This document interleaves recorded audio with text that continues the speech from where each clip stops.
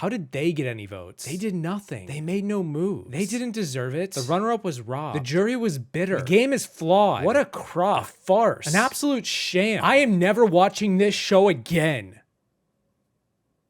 We done? Good. Take a seat.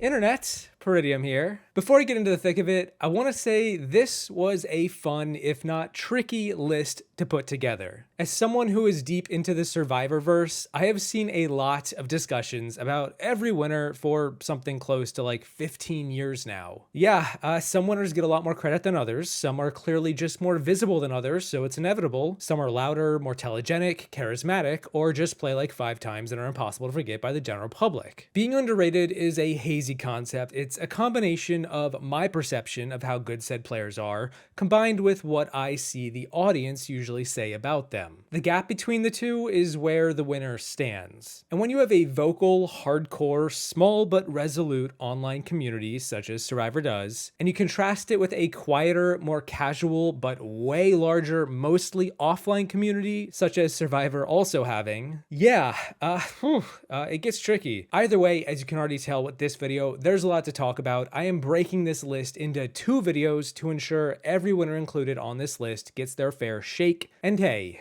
it's the off season. We are in no rush. Before I get to my number 10, feel free to let me know your top 10 most underrated Survivor winners, or maybe your predictions for mine before I get to it. But, well, let's get to it. Number 10. Speaking of flaws in the game, bitter juries, robbed second placers, and, well, all the above, the 10th most underrated Survivor winner is from season 19, Samoa, and it is Natalie White. And don't you give me that look, there better not be a single shocked Pikachu face in the crowd after you clicked on this video topic and saw her here. Most of the time, I see Natalie get ranked really low, sometimes like bottom 5 or lower, and I don't agree. Looking at a big picture, when the point of Survivor is to win the game, and in order to win the game, you gotta reach the end, and in order to reach the end, you gotta find allies who will help you get there. It makes sense when you look at Natalie's game that she did a pretty damn swift job at all that. She recognized in the first few days that Russell was a tour de force, but he was also a bull in an antique shop he was ready to bulldoze to the end at any cost. Natalie said it herself, she was confident in her people skills, and it showed. Everyone on this cast liked her. They all had nice things to say about her. She connected with a lot of them, at least 5 of them, and when you combine that with Russell, a player who actively gave the jury a terrible impression of him, who were kinda bitter, not so much of the game, but who he was, how he behaved, how almost all of them called him arrogant and dislikable on day 39 before Final Tribal, you'll look at Natalie and her under-the-radar, fairly simple strategy, and it makes a lot of sense. She didn't need to control the votes or be the leader or dominate the opposition because she knew to win, none of that is necessary. All you gotta do is form a connection. Unbelievably, at the end of the day, Survivor is a popularity contest more than anything else, more than any of the big moves that the producers will push on us, and Russell barely won anyone's favor with the way that he presented himself. Natalie's strategy was to be Russell's rock, the person he could always rely on and trust implicitly. He was her shield. Without a doubt, he was absolutely fundamental to her winning game, just as the rest of the FOA were to certain extents too,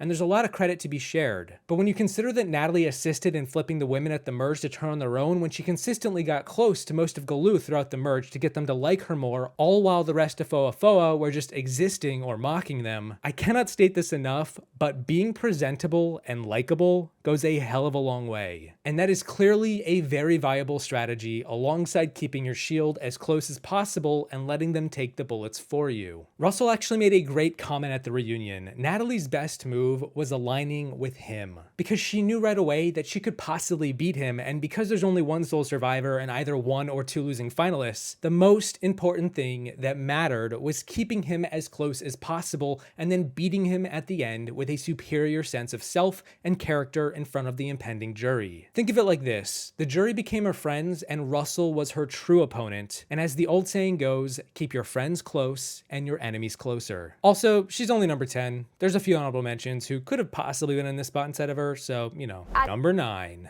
Whew, okay, you guys feel that? I can already feel the heat's turning up in here, so let's keep going. The 9th most underrated Survivor winner is, from season 35, Heroes versus healers versus hustlers. Yeah, it's Ben Dreibergen. If that isn't the most massive swerve in audience from one winner to the next. I first started my YouTube channel during that season and infamously advocated for fire making to be a thing before it became a thing, and then I just read with a video detesting it as a new format at the Final Four. I was very let down when Ben won, and that knee-jerk reaction has always sat with me. I still don't personally love the fire making twist. It doesn't fix or add anything to the game, but that's not the point. The point is that while yes, Ben won after a very questionable new twist was added at the last minute, there was a lot of game played before that tends to get ignored. Or maybe I should say it doesn't get as much attention, as I think most fans tend to create a binary conclusion. Either the fire making twist is okay and thus Ben is okay, or the twist is unfair and Ben doesn't deserve much credit because he didn't win under fair circumstances. There's also speculation about some of his idol finds in the final days of the season, and I will admit some of them are kinda convenient. But a lot of idol finds sometimes just feel convenient, and there's really nothing more on my end to help me conclude that Ben didn't just find them out of luck or some modicum of idol finding skill. Many times when a player finds an idol, they tend to find more, kind of like they're leveling up a skill in a video game, so perhaps it's just my bias that wants me to discredit Ben, and I need to check myself on that. Because let's look at Ben's resume up to the final 6, very deep into the season. In the pre-swap beginning days, Ben was in a great position, having some of the most connections on the Heroes tribe. He was with Alan, JP, Ashley, and Chrissy. He was in the thick of it. Come the swap, he was on the bottom, but not through any fault of his own. But according to Mike and Cole, the healers' majority on this new tribe considered throwing the challenge to boot either Ben or Lauren, but part of Ben's social game prevented them from going through with it. Cole even went on to say that not throwing a challenge at the swap to boot Ben was probably his biggest mistake. And when the merge hit, Ben was in control. He was the leader of the dominant majority 7 alliance and led the charge against the healers 5. He and Lauren worked together to get her an extra vote, pick off the healers, and Ben even managed to create a wedge between Ryan and Devin. At one point, those two hustlers were not on good terms, and they credit Ben for that. Ben was the information gatherer and the leader, and he then played double agent when they blindsided JP at the final 9. Ben voted incorrectly on purpose to get close to Chrissy and Ryan. He knew about Ryan's idol while also finding an idol for himself. He was able to join the majority 4 of Lauren, Devin, and Ashley and himself, and together they ruled the mid-game, with Ben serving as the power player, doing the most of anyone. Chrissy and Ryan had said the most bewildering thing was when they didn't decide to take out Ben over JP or Joe at 9 or 8, and they didn't because they underestimated Ben's subterfuge. Ben was the front runner to win throughout the post-merge and was only finally targeted at the final 7, where he himself discovered that he was being targeted and was the only player in the know for that vote, being the first player in Survivor history to cast a sole vote to evict before the final 3. He played his idol correctly, now he's in the final 6, he finds another idol later in the day, and he tries to win people over, but at this point, one of the biggest weaknesses comes back to bite him. His threat level. Being the frontrunner, most of the post-merge caught up to him, and the rest from here kind of goes back to what I talked about earlier. Ben found idols, he played them correctly, and then absolutely got lucky with the unprecedented fire-making twist. And understandably, it's that right there that tends to have Ben rated really low. And that's partially why he's only at number 9, and a part of me doesn't disagree, but I also think that he doesn't get much credit for anything else, and I find that unfortunate given there's a lot to work with. The jury certainly didn't care that much for the fire twist, for better or worse, and were just more impressed he managed to survive at the bottom for so long after being such a power player before then. I used to live in the past. That's not a good thing for anyone. You gotta look forward to the future, because the past will eat you alive, but the future will save you. It's about just being able to show vets who have gone through battle and war and depression and PTSD, there's a way to life outside of all that hell. The winner of Survivor. Number 8. From Season 12, Panama, Exile Island, we have Artis Bushkowskis. Or Artis. We have Artis. And I know a lot of people out there wish this would have been Terry, Captain America, tied the challenge record, and was just 1 season away from being in a Final 3. Why did they have to use lily pads as a final immunity challenge? Fun fact, Terry actually got excited when he first saw that challenge and thought that his surfing skills would serve him well here. I tend to see Artis ranked in the lower half of many rankings, oftentimes pretty low, sometimes really low, I have seen people say that he is one of the worst winners ever. He just kind of got lucky, his alliance stuck together and had the numbers, and he was the least crazy of them all, and he won immunity at the right time. And I mean, yeah, that's all true. And I don't really knock him for any of that. Artis formed the early Dominic Kasai alliance that ended up running this season. He was the leader, the spokesperson, the glue that kept them from just outright killing each other. Courtney was over there ruining Bruce's rock garden, Shane was hoarding cocaine and threatening to murder some of them, Bob Dog and Bruce were getting wasted in the latrine, Danielle was captaining sports and bonding with the opposition, and Cirie was, Cirie was just giggling at it all. But Artis formed bonds with all of them and was integral to the success of the alliance. Likewise, Artis also wanted to implement the safe vote strategy that I've made a video on a long time ago at the final 9 when he knew that he was the backup target against the opposing Lamina. If Terry gives his idol to Austin, why don't they just put their votes on Sally? We saw this move successfully implemented 2 seasons later, but the concept started with Artis. And I think that's something that needs to be talked about a little bit more. Artis was the primary target to Lamina, which should have told the rest of the cast that he shouldn't have been allowed anywhere close to the end. His challenge prowess garnered him that necessary respect to win over the jury at the end, always coming close to beating Terry, and eventually even doing so in the final 3 challenges of the season. People seem to forget that fact. The Lamina jurors valued challenge strength, and that was 3 jury votes waiting for him at the end. And that's a part of his game that doesn't get enough credit. He played his hardest at all times, even strategically throwing challenges such as the socially based touchy subjects reward challenge to guarantee he wasn't the one burning bridges and pissing people off. He did lose his cool at Terry at the final 4, but he also had the wherewithal to apologize and rescind his accusations, clearing the air. It takes a big person to acknowledge they've made a mistake, and that earned Terry's respect in the end, alongside just how much heat Artis gave Terry all season in the challenges. And as I did my research to find out who wins in a potential Artis versus Cirie showdown, assuming say Cirie wins the fire making at the final 4, I actually concluded that Artis probably beats Cirie, for sure getting Terry and Austin's vote, as well as potentially Sally's, Courtney's, and Danielle's. Bruce even said that he perceived Cirie as not really doing much in the season way back when, so who knows? I think it's fair to say Artis was much bigger of a threat than people remember him being. He held his alliance together, soothed things over within their ranks, and while he didn't always actively make the best moves at all times, I think his game is worth a deeper dive and deserving of a little more credit. I kind of came in as a buffoon, and I kind of went out as a buffoon. And in between, I did some pretty cool things. But you don't have to be a Superman. You don't have to be a superhero, and you'll be okay. But I'm just so grateful that I got the time out here that I got. I'll never forget the moments that I spent out here and the people that I spent the moments with. The winner of Survivor XL Live. Number 7. I should mention I'm only looking at the winning games of these players, not any future or past appearances before or after they won. Which is going to be important for number 7 because I am talking about the winner of season 23 South Pacific, Sophie Clark. I think Winners at War elevated her estimation for sure. She's getting more credit for the game she played the first time, but I still think there's more to be said about what she accomplished with her victory. Prior to Winners at War, I think most fans didn't have exceedingly high marks for her. South Pacific has always been a season of why Coach lost instead of why Sophie won. So let's look at what happened and try to understand that even though Coach did blow it at times, a large part of that was due to Sophie's winning strategy. Of course, it goes without saying, the edit barely touched upon her game in favor of showing us why Ozzy lost, or why Brandon lost, or why Cochran lost, or why Albert lost. He was dating Coach, obviously. In the first episode, Sophie immediately entered an endgame duo with Albert out of the gate. Before anything else, 2 of the finalists connected on day 1. They looped in Rick, followed by Coach and Brandon. Sophie immediately recognized Coach was bound by his honor and integrity, and that is not how Survivor works in the end. Heck, this video was posted 20 seasons later after Survivor 42, and look, it's still relevant. Sophie was able to bond with this wide cast of characters. I mean, really, when you look at them, this alliance is so random. Coach, a sports coach and conductor. Brandon, a young kid, Russell's nephew. Rick, a rancher. Not only that, but Sophie had an alliance with Edna too that she intended to take advantage of if necessary, as well as Michaela. And the most important bond was the religion of this group. There were serious Christian overtones that kept the alliance together,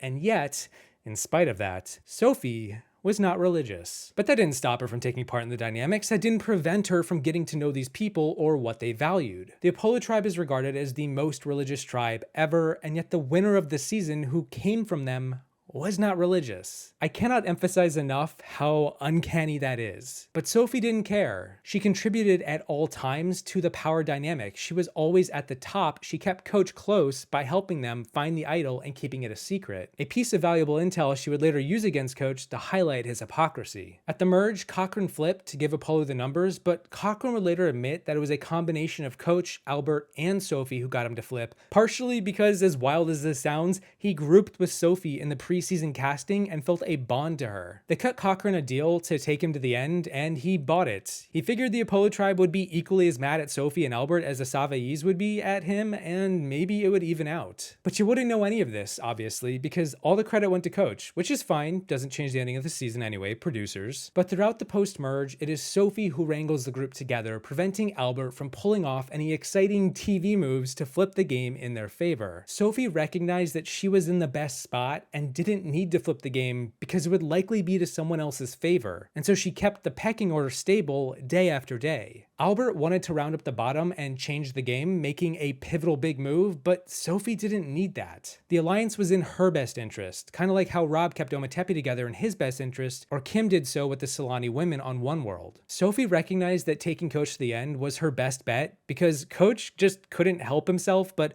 hurt his reputation with the jury as they left the game. He came across as fake, buddying up to them before they walked out the door, and could never admit to himself that he was a snake oil salesman peddling love despite offering only devastation. It became this giant lie to the jury, and Sophie never went there. She was blunt and honest and kind of young, to be honest, 24, but even toward the end, she opened up and was raw about her insecurities at tribal council. She owned her weaknesses, and that turned them into a strength, and it's a polar opposite of what we got from Coach. It garnered her jury votes because she knew the jury wanted her to be more open, more real, less cagey. It is true, Coach did have a chance at beating her, but years ago, I said she gave a top 5 final tribal council performance, and I still stand by that. Coach admitted he knew he lost the game right after the jury voted, and she knew, in spite of Coach being self-aware, that he would never be able to recognize what the jury wanted to hear most. Sophie pulled off one of the steadiest winning games in Survivor history. There aren't many flaws here, and yet she's usually ranked low. Winners at War helped her perception, but I say, keep bumping it up.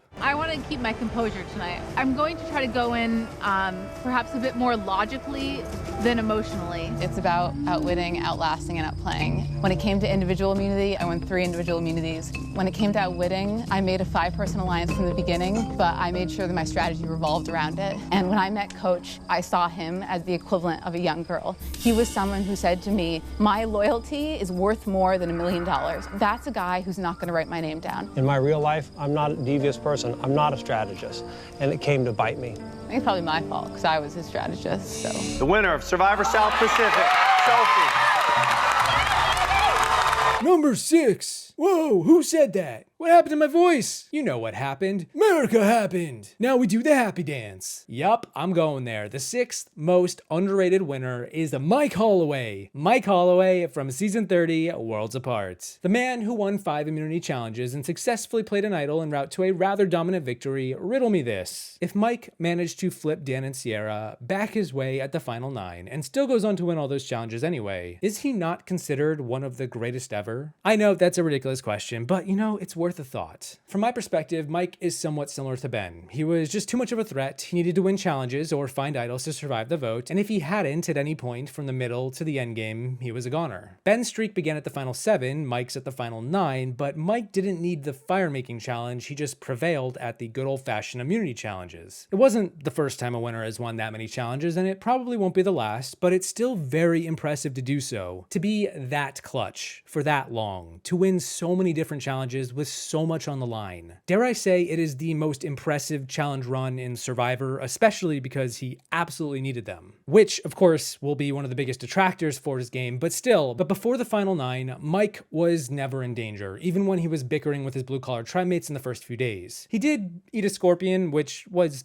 questionable, probably not an underrated move there, but it was said that Mike was the glue that held the blue collars together. He had a strong work ethic and never stopped playing hard. He formed a 4-person alliance with Dan, Kelly, and Rodney, split the vote at their first tribal, and when the swap happened, he not only successfully threw a challenge to protect Kelly, his closest ally on the other swap tribe, but also took out Joaquin, a move that hamstrung Rodney and prevented him from getting too ahead of himself. Mike was in control of the game before him, entering the merge as the shot caller for the majority alliance, and did lose Kelly at the first vote. Not the best call to put the votes on Jen, but their alliance did rebound after that in taking out Haley and Joe. Mike also had a great play that people might not remember to secure the idol after he stealth stalked Joe and Tyler, confronting Tyler into giving him information and then pretending that he thought he saw Joe find the idol. But he really just wanted to fool Joe into misinterpreting what Mike thought. Mike did not think that Joe found the idol, but Joe didn't know that, so he stopped looking, buying time for Mike to keep searching. Mike did foresee taking out Joe might be a possible mistake, but he did so anyway and trusting his alliance to take control of the numbers. Rodney saw an opening and flipped right away. Mike caught wind, and that's what caused Mike to make his fumble at the auction. Mike actually regrets not taking the advantage. He wanted to buy it and make amends with Dan by giving it to him and then flipping him back to his side, as well as getting Sierra on board to run the table with Jen and Shireen. And here's the thing. While I've said that this was one of the worst moves ever made by a winner,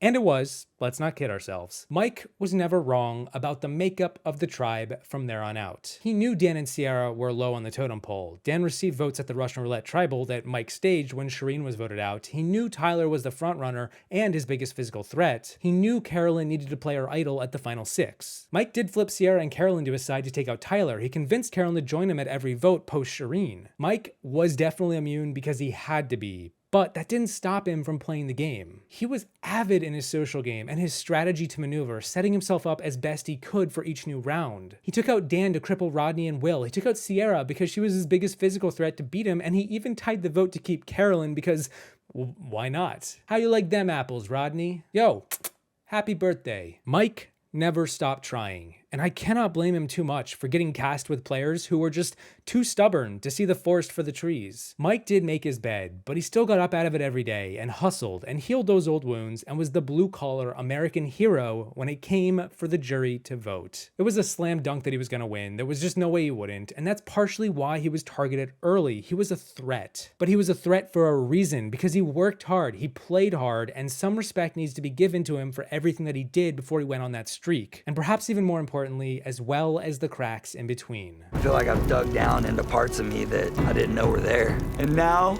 I know that there's no wall that I could come up against, that I can't either dig under it, climb over it, or heck, if I got to, bust through it. The winner of Survivor, Mike. This is only the first 5 of my top 10. I still have 5 more winners to get to, believe it or not, but I think a prevailing theme for them is that it's quite easy to see where they came up short and just focus on those parts more than anything else. But I think there's a lot more to work with when you look into the details, and perhaps in the future we will see some of them get more credit for what they were able to accomplish in spite of any detractors. Regardless, this felt like a very spicy off-season video. Let me know what you think about these first 5. Let me know who you would have in your first 5, your top 10, and who you think I may be talking about in the next one. But until the next one, I want to give a huge thanks to my patrons on the screen for hopefully not feeling underrated. Y'all always get acknowledged, let's not kid ourselves. But of course, thank you. Expect another shout out in part 2. But thank you for watching. I hope you all enjoyed the video. Don't forget to send a nice DM to an underappreciated winner on your way out. And I will see you in the next one once I ready myself for what is to come with my top 5. Top 5, baby. Top 5, Top 5, baby.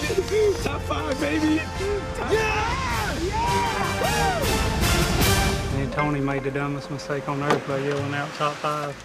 Top 5, baby. What, Jeff? You're top 5, baby. Look at my muscles. They're still here. How do you think you're top 5 when you have less numbers? Less numbers. The winner of Survivor Cagayan.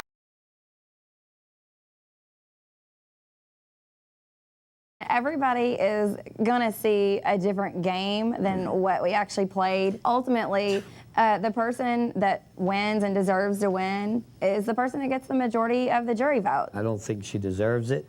She didn't even get in the top 3 for fan favorite. Yeah, Natalie, what is it like sitting next to such a gracious loser?